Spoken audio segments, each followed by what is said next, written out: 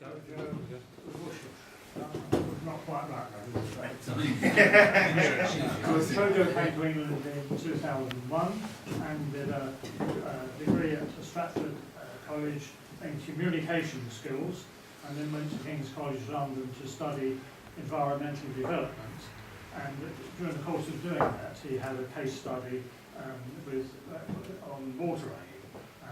Having qualified, he then got a job with TfL, where he is now. But today he's doing voluntary work, telling us all about WaterAid. Thank you.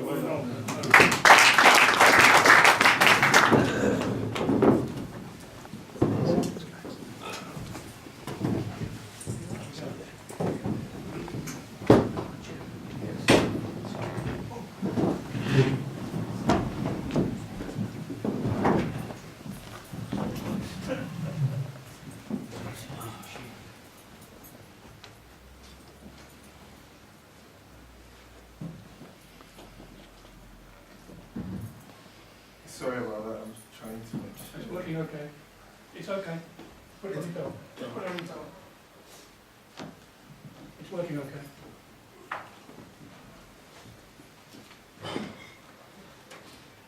Hello ladies and gentlemen. Hi. Hi, my name is Kwadwo from WaterAid. Today we're going to talk about what WaterAid does, the kind of aid they are involved in, and then how people like yourself help in supporting what WaterAid does. Our main ethos for WaterAid is we try and help communities and countries that have difficulty in accessing good drinking water, and then sanitation.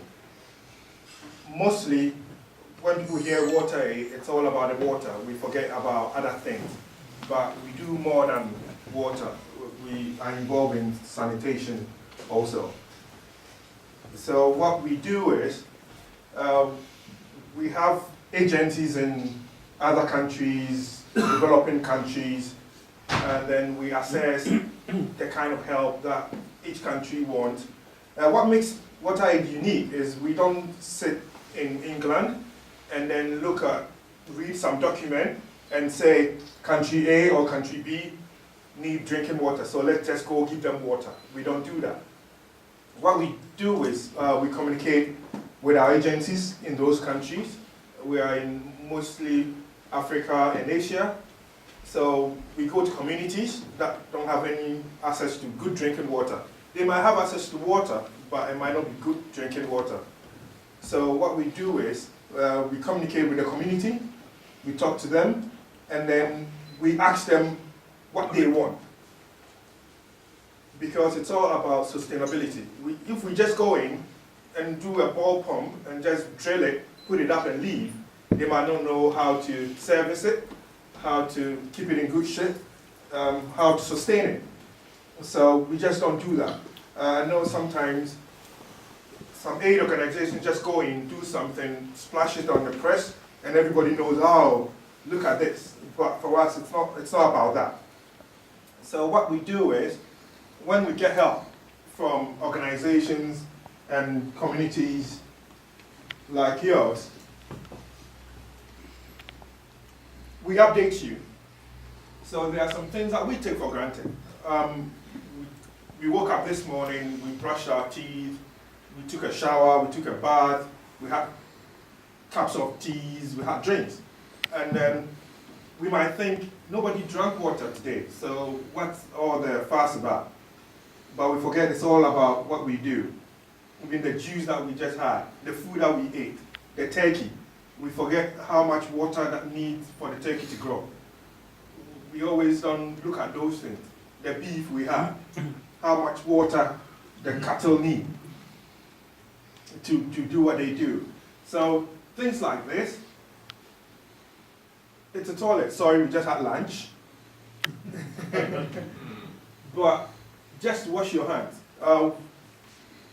I guess in recent memory, everybody have heard about the Ebola virus going on, and then everybody look at things differently. But for us, it's all about little things like this. Sanitation. People go to the toilet, they don't wash their hands, nothing. They spread it easily. So there are some things that people overlook. You go out, you open your tap, you wash your hands, you go. You don't even think about it. It's something natural. But to communities like this, there's nothing. A child of about 12 have to walk a couple of hours to go fetch a bucket of water. So they are thinking, why do we use a quarter of that to wash our hands? That people don't even have some to drink. So that's how we look at it. We look at it from a different angle. We're just not looking at drinking. That, everybody can have it with time. So just have these pictures in your mind. And then earlier on I spoke about we not just going in, telling them what to do, not going and giving them a WC, that there's no water to flush it out, and where do they flush it to? We don't do that. So we talked to community leaders. This gentleman is actually from Malawi. And then when we're trying to have, a couple of years ago, we had an initiative called the Big Dig. So we're trying to dig the biggest well within communities. So we're trying to come out with people within the community, what they can do to sustain it. We don't want to go in with fanciful machines. We don't want, because they have to buy fuel to pump those machines. So what can they do? So this gentleman came up with a rotating driller. So it's manual. People can just pull it out, rotate it. If nobody's there, it's designed within the community. He designed it. He brought it up. So what we'll do is we put in a little bit of money so you can have some of the local machinery to deal with it. So when we are not there, then have somebody. It's not sophisticated. You don't need computers. You don't need anything to do it. Just a manual know-how. So little things like this we try to do.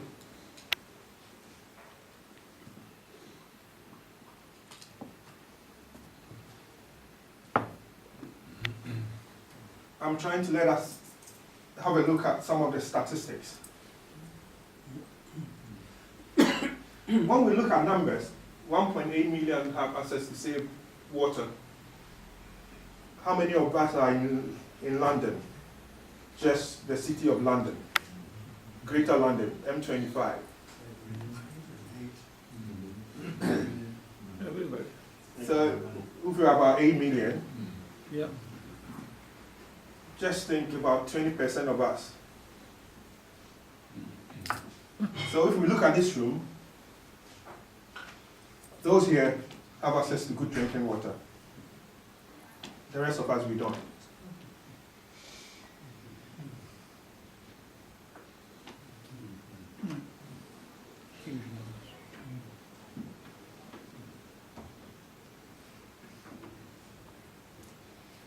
So what we do is we try, in our widow's mind, try to help people have access to good drinking water.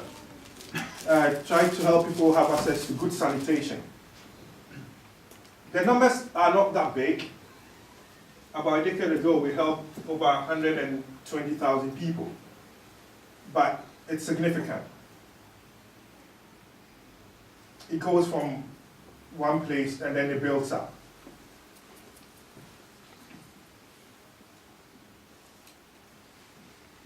And we know the poorest people within those communities are women. Things that we take for granted, they are happy just to have a well. And they have to walk about 5 miles to the well, but they are still happy. At least there is something. What we try to do is, things like this, as I said, we try to help communities. So we gather a few communities. We try to have common ground. We talk to them. We try to have common ground. We might not be able to give every community a bowl of water.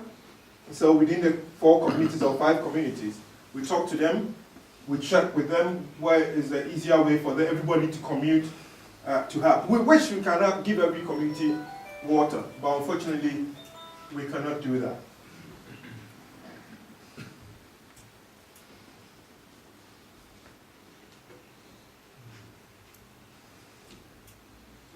Local engineers. We had a bowl of water. Look at the mechanism. Bucket, rope, Handgun. so we might think, why not tap? They can turn it. But then we forget.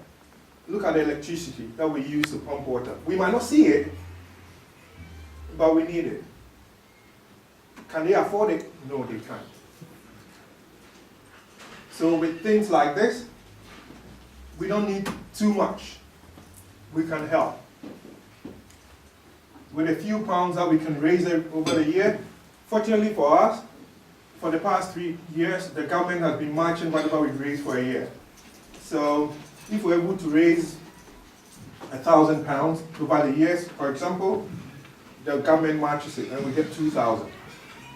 So what we tell people is, as much as you can give, then we know we can get more to help with communities and people like this. We might never see it in our way of life. We get up, we do whatever we want to do, we never see these things.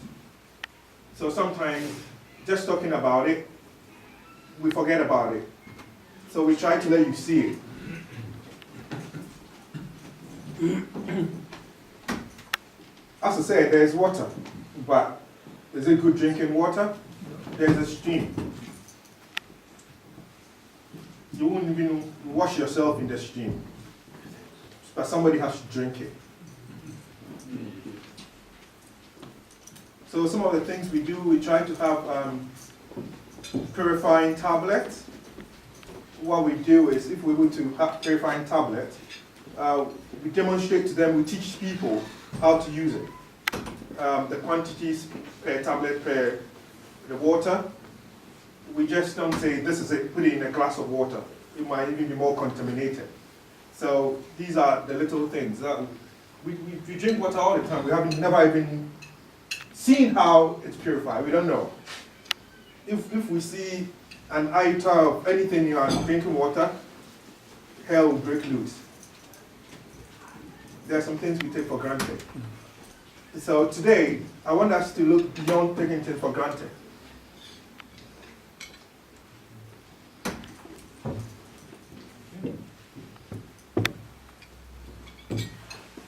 Thank you very much. So, as I said, most times, some of these things we'll never have an idea. We don't know. But within the community, somebody can come up. Bucket of water, a drill, a cork, just to stop the water. You need it, you pull the cork, wash your hands, the cork back in. So sometimes we talk to communities, we talk to people like you. It's not always about the money. Sometimes you give us ideas that are more worth than the money you give us. We're an organization, we try to give water, but we don't know it all. We don't know it all. We talk to groups like you, Rotary, have diverse backgrounds, have engineers, you have accountants, you have doctors. There's always something that you can think about. Just tell us. Just tell us. We don't know it all. We don't know. That's why we're here. So when it gets a time that having answers, question and answers, ideas, anything, just can help us. We'll take it. Any idea. You might have traveled over your work period. You might have seen things. Okay.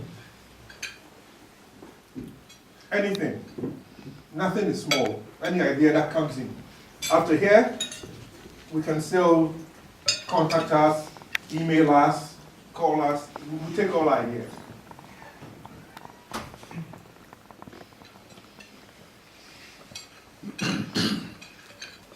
These are some of the costs to the things we do.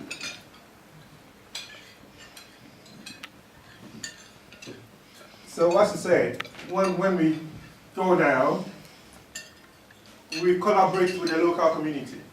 What they want, how can we help them? So for instance, £55 could pay for a set of building tools and protective clothing for masons. Because if these people, they can't even get good drinking water, how can they go buy gloves? How can they go buy protective helmets? They can't. But then they need it. for them to dig. I was talking to you about the big dig, the wells and all that. We need to protect them. We can't go and say, okay, we'll help you, you dig it, go down, we'll come bring you up hard. And as I said, we don't want to send sophisticated machines that if our engineers are not there, they can't utilize it. Waste of money. Imagine, we buy a driller from England, we ship it all the way to Accra, Ghana, we pay all that money, we take it from the city to the village, and nobody can work it. What's the point? We could do that, splash it in front pages of the press. We've done something, but then have you actually done anything? That's right.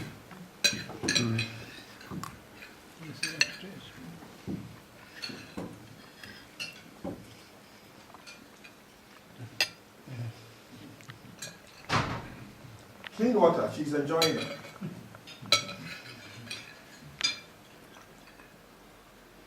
So now, I would like to thank you for listening to me. And then we'll try to have a question and answers and ideas. If anybody has anything, yes sir. I was very impressed by your talk, I really was. We are glad to say, and my wife in particular, we've supported WaterAid, and I will want to continue to do something. But in your talking, you talk of ideas. There was one weak link, and you covered it. People having to walk 4 or 5 miles for water. Are you in any way involved? Are you aware of the charity roll out the barrel? Personally, I'm not aware of them. Are you aware then? We actually have supported it. One of our members is involved in that. What it basically is a plastic barrel. The barrel is turned on its side. It has a handle. When they're collecting water, they don't have to collect it in a bucket. They pull the barrel. You still have to walk 5 miles, but you can take 5 times the amount of water in one go. There's an idea. It's an idea. If there is a charity, that's exactly right. There is a charity set up in England now. It's actually in the Isle of Wight. We have recently given them money. They are doing just that job. And allied to what you are doing, wonderful. Support it all the way. Thank you very much. Okay? Thank you very much. Thank you very much. And one thing I'll put in, when you support WaterAid, one thing we do, we don't go and give money to governments. We don't do that. We never do that. If we've been to places that we have to pull out because they won't allow us to directly support the communities. For political expediency, for whatever reasons, they don't want us. But we don't do that. Unfortunately, if it comes to that, we pull out. So I can guarantee that none of your money you give to us will go to waste, because we work directly with communities. That's what we do. We work directly with communities. Yes, sir. Which countries are the most needy at the moment in regard to this? India. I think sometimes people hear things and they go, oh, but India is going to space. They have all this money. But people forget it's a small community with the money. It's about less than 0.5%. And unfortunately, again, for political expediency, people want to rub shoulders with others. Chinese are doing this, we want to do that. The Europeans think they are better, they are not, we can do that. And then they would rather do it than help their own. So unfortunately, it might come out that they are rich and everything, but the majority don't have access to anything. Now, we're looking at mainly at West Africa, as I said, with the Ebola, and we do water and sanitation. And so the two, we are trying to mirror them both. So that's the main thing we do. Well done. Thank you. Any more questions?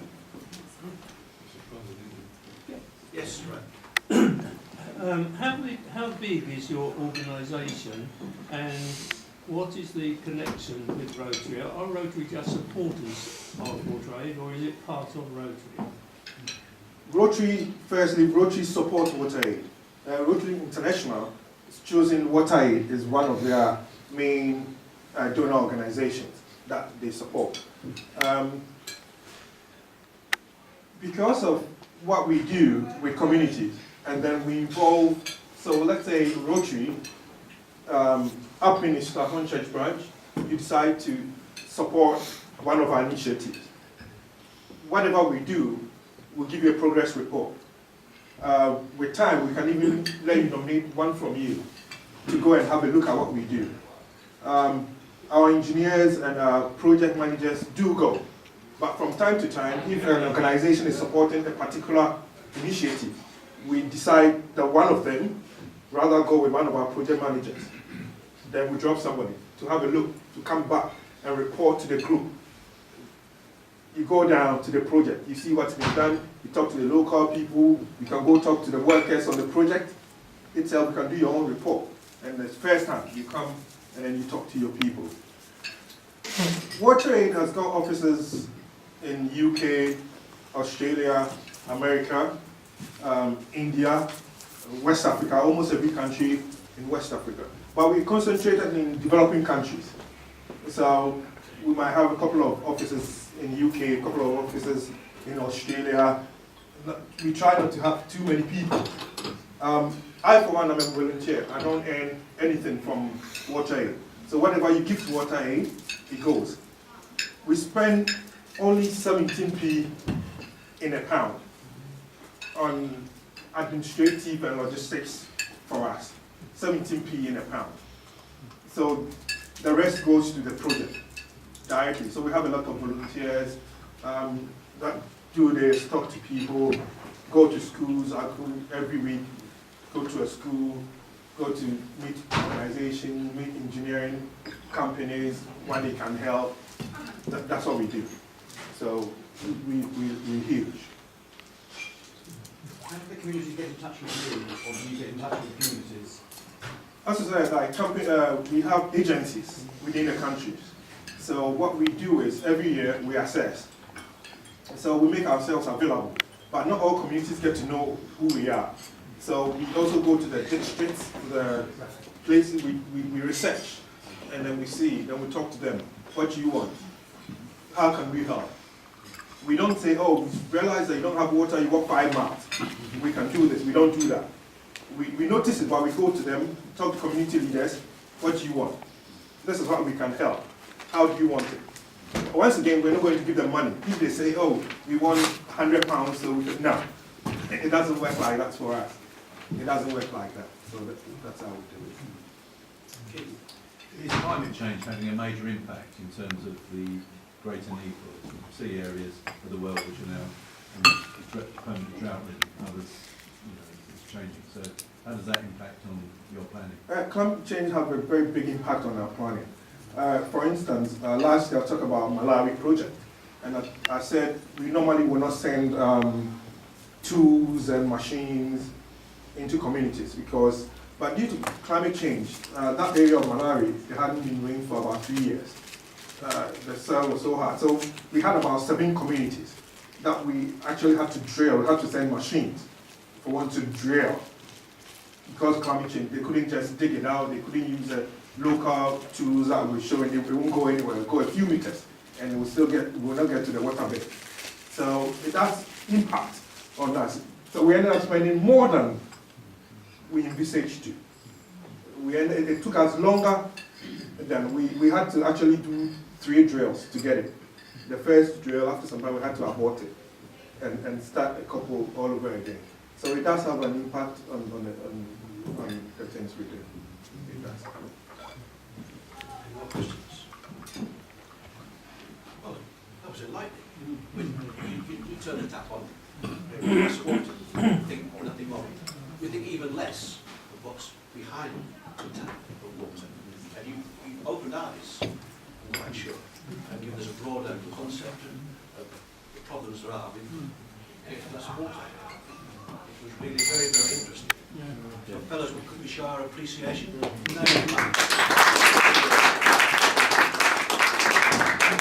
Very much indeed.